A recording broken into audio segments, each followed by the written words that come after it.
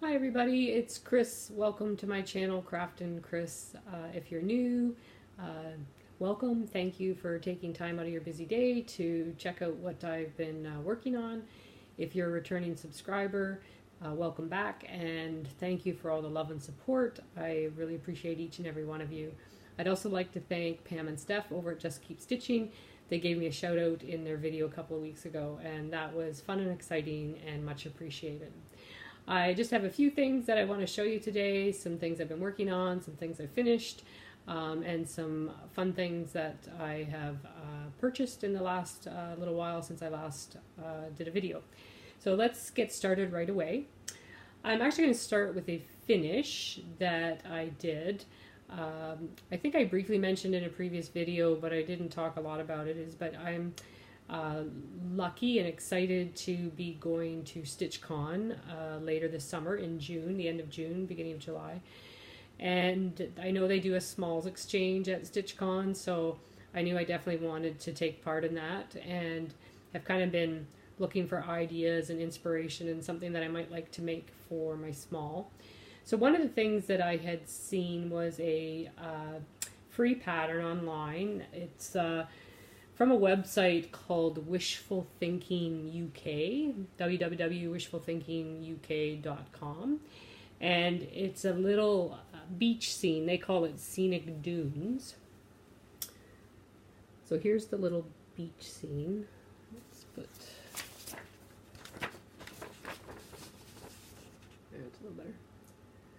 So it's a little beach scene, and then I've added those little sand castles with the flags underneath, partially to kind of square up the pattern, because my thought was, I have this little wooden box, so my thought was that I would mount this on the top of the box.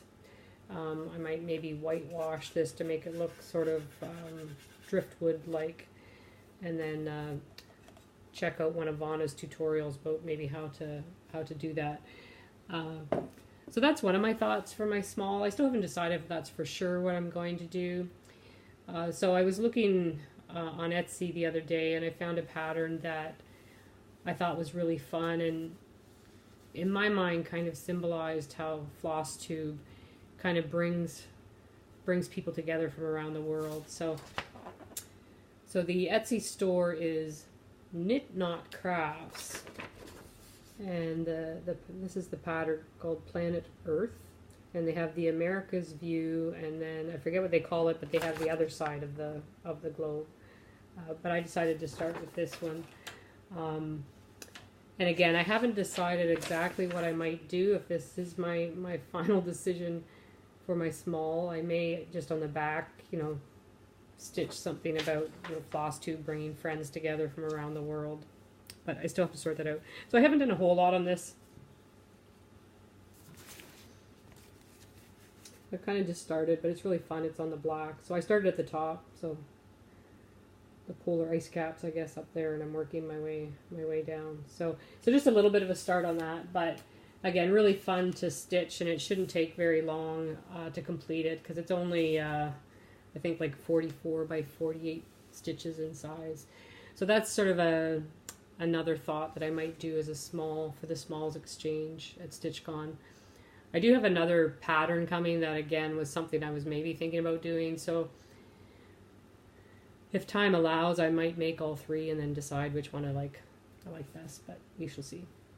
The other project that I've been working on since I last saw you was my Behind the Bit by White Willow Stitching, my little horse, and I'm stitching him on 18 count Ada. I believe this is oatmeal, but that's kind of how far I've gotten there. I'm still just on page 2 of 15, so there's still quite a bit to stitch, but I'm really happy with how it's stitching up and the amount of detail that you get. To me, it's very tactile, like it's almost like you want to pet the horse, just the way it comes across. But so that's how far I am at that, and again, I'm really having fun still stitching on him. I had one more project that I've been working on, and that is Moonstruck by Mill Hill. It's the Mill Hill Creek. And I actually did finish it since I last talked to you.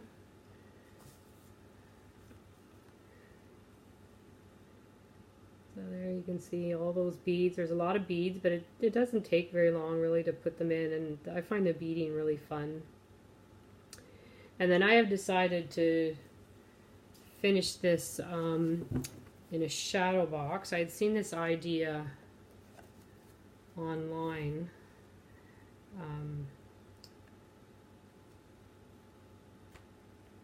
That somebody else had done one of these kits. The channel I was watching is Cardinal Cross.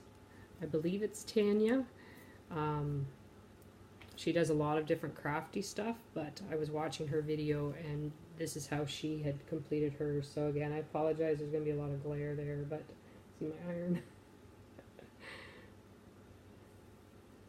But so that just fits perfectly in there. This is a 6x6 shadow box from Michael's, and yeah, the perforated paper is cut 6x6, so it fits perfectly in the back and just sits in there. And because it's a shadow box, you don't have to worry about the beads. And there's actually, you can maybe see that little bird up there. That's a little button, so they don't get squished by the glass. And because it's the shadow box, I can just set it on a table. So that's really fun. So I've really enjoyed that. I know it's not Halloween, but it's so cute. And even in the video, you still don't see the sparkle of those beads like you do in real life. So it's really fun to see that sitting out. So that was my fully finished project. Now, I have had a couple of purchases. I have one order that I'm still waiting for, but I had a couple of other purchases that I've made since then that I thought I would share with you. I know I had shown you in a couple of earlier videos some of the Christmas stockings that I had made in the past. I had made this one for my oldest daughter, and I had made this one for my youngest daughter, and I made those when they were quite small. They're in their 20s now, but quite a number of years ago, when I was still doing a bit of cross stitching, I had thought that I should make one for my husband and I. So I had purchased a couple of kits back then, and since I've started cross stitching again, I've pulled out the one for my husband, which is this one. So I have started it and done a little bit, but not much, so I wasn't going to worry about showing that to you. But the kit I had purchased for myself was just one that I could find at the time, because I didn't realize there was a whole world of cross stitch out there, so I was just ordering from a company called Mary Maxim here in Ontario that they have like a mail order catalog type thing that you can buy a lot of crafty stuff from them. So I had just sort of picked a couple of stocking kits from there that I liked. So the one I just showed you was one for my husband, and then for myself I ended up almost by default picking, there was one, you know, a really pretty one with an angel and some flowers and stuff like that. But since I started cross stitching again, I've looked at that kit and thought it's beautiful, but it's not really me, and it's not my style, and I don't think I would be excited to be pulling that out every Christmas. So I got thinking that maybe I'm going to look for something else for myself. So I have been looking probably since before Christmas at different stocking kits that are out there, and trying to find one that I really loved and I really liked. And there were some that were okay, but I wasn't loving them or whatever. And but then I stumbled across a store on Etsy, and the name of the store is Craftin' Treasures Cove US, and Carolyn is the owner of the store, and she has dozens and dozens of stocking kits, like ones that I hadn't seen before. Now, of course, a lot of them are vintage, and because of that, you are going to pay more for them than you would, with a current readily available stocking kit. But again, like, I've seen a lot of the ones that are out there because I've been looking for so long, and I've even seen a lot of vintage ones that are available, but for whatever reason on her site, there's ones that I've found that I've never seen anywhere before, and all different styles. I think even Pam and Steph had shown their Christmas stockings, or Steph's Christmas stocking anyway, from when she was little. And I remember at that time, and this is an older video, but Pam had said she wasn't sure about, I believe, where the pattern for Steph's, if you could still get it or where you could get it. But I actually saw she had the kit for that same stocking on her website. So I found one on her website that I really, really liked. But of course it was fairly expensive because it's, you know, an out of print chart. I believe it's, yeah, it's from 1998 is when it was printed.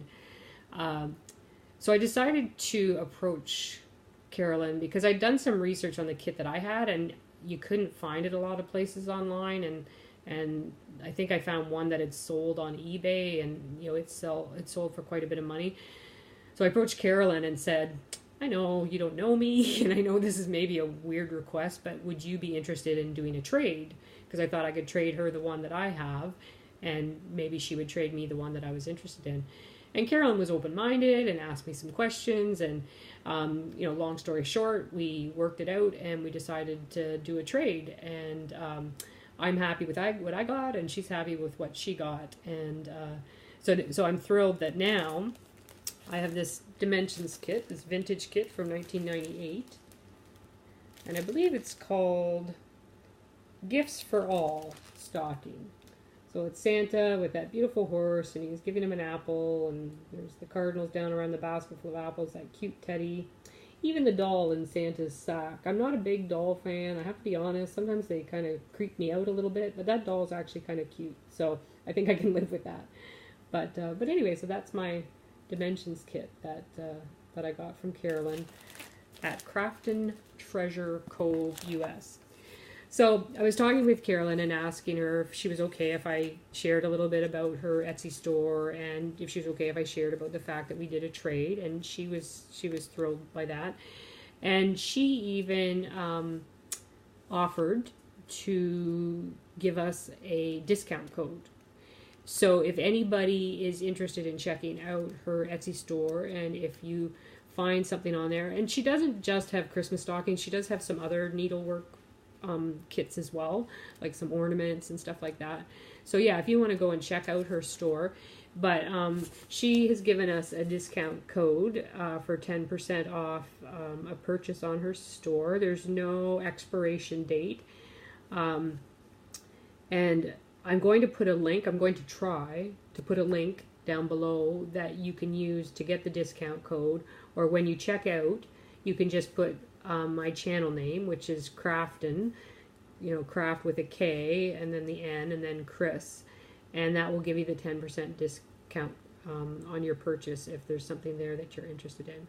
So thank you, Carolyn. Thank you for being open-minded and trusting me and being willing to do a trade with me. I love my stocking. I am looking forward to starting it, but I want to try and get a few more things finished before I do that. And thank you so much for going above and beyond and offering us that discount code. I think that's really generous of you, and I really appreciate that. So, and I hope my viewers appreciate it too. So that was my one purchase, if you can call it that. It was a barter, and I know Michelle Bendy Stitchy has talked about doing trades and barters. So I thought that was kind of fun that I was able to work something out like that benefited both myself and Carolyn. So there was another purchase that I made. I actually made the purchase a long time ago, but I had to wait for the right time to get my purchase. And it came, I don't know if any of you recognize these boxes. But this is from Stitchy Box, and I saw that they had a sort of dog lovers countdown box, and I thought it would be really fun to try something like that, and you know, sort of experience that countdown, open something every day, and you know, a dog theme, because I love animals, and I just thought it would be a lot of fun. So I decided to subscribe, and I just got my Stitchy Box at the beginning of March. And I have been opening a package every day, so I thought it'd be fun to show you the things that I've opened. And I still have yesterday's that I haven't opened in today, so I thought I would open those on the video so that you guys could see them as well. I'm going to try and do them in order, but I might have them a little bit mixed up, but it's only a few days, so it doesn't really matter. So on day 1, we got this thread from Threadworks. It's an over-dyed floss. I don't believe it has a number, or I don't believe it has a name, but it has a number on the back. But it's sort of these really pretty blues and browns in there. And then we got some beads, these Delica beads. These are green beads. I believe Liz's little note said about, you know, the sort of the color of grass. Got another Threadworks. This is actually a wool, which I've never done any stitching with wool.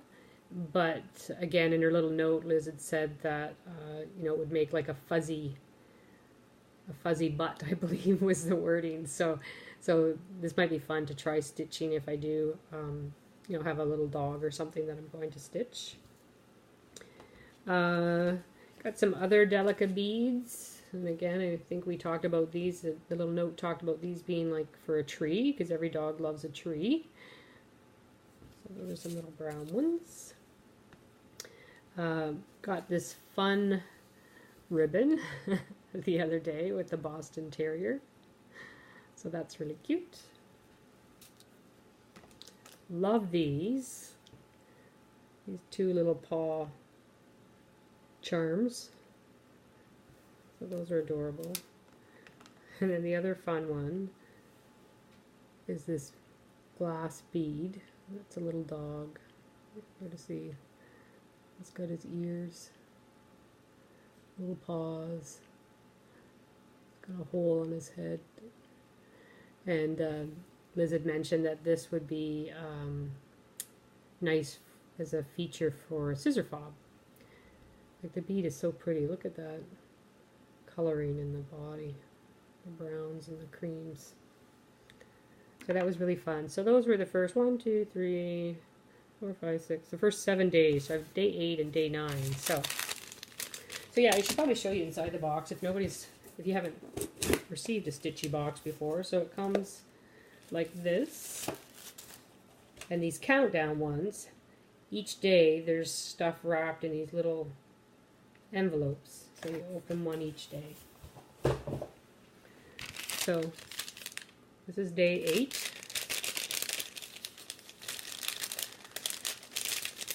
Garrett's always really good. I've seen him open stitchy boxes, and he's always really good at guessing what's inside them. So this looks like some fabric, spotted fabric. So this is light basalt 32 count Lugana, a fun new Lugana from Zweigart. Doesn't it remind you of puppy spots? And it does. So that's cute. And then number 9 is this interesting thick